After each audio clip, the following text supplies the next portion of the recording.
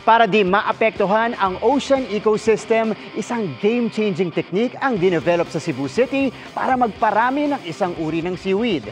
Di lang kasi ito pangitlugan ng mga isda at nakakabawas sa carbon emissions. Malaki rin ang demand abroad para gawing pagkain o gamot. Tara, let's change the game! Espesyal ang green thumb ng makakasama natin today dahil ang kaya lang naman niyang patubuin, isang uri ng seaweed. Kahit wala sa dagat.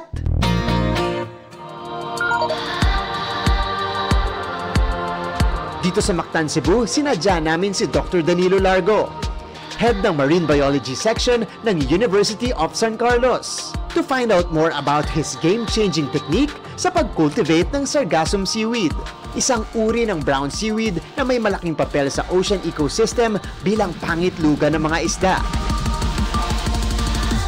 Sa kabilang banda, nagkaroon ng market demand mula sa extract ng sargassum seaweed kaya na-develop ang paraan para mapatubo ito initially on land.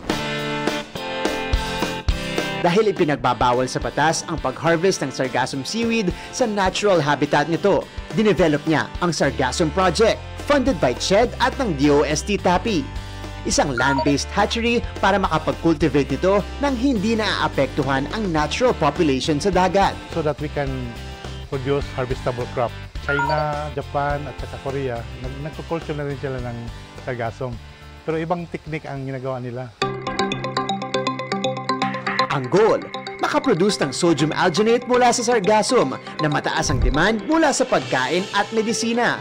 Medicine capsule din, pwedeng gamitin yung sodium alginate. This is a big market that you are tapping into. Sa pagpaparami ng sargassum seaweed, nagsisimula lahat dito sa laboratory. Ilalagay ang dahon ng seaweed sa vortex mixer para kumalas ang germlings o itlog nito at ang na-detach na germlings. Ilalagay sa clay panels sa isang aquarium para tumubo. Pag umabot na ng 1 to 2 inches, pwede na natin ilipat sa dagat sa suspended long line culture. Ang seaweed farm sa dagat, mabuti rin para maka-absorb ng carbon emissions. Nitong Hunyo huling nakapag-harvest sina Dr. Danilo.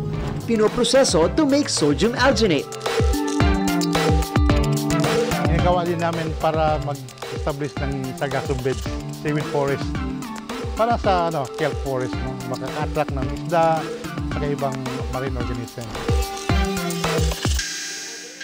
Mga kapuso, truly inspiring ang research work ni Dr. Danilo na hopefully mapakinabangan na ng seaweed farmers natin at makatulong na sa industriya ng seaweed sa bansa. Para sa GMA Integrated News, ako si Martin Javier. Changing the game!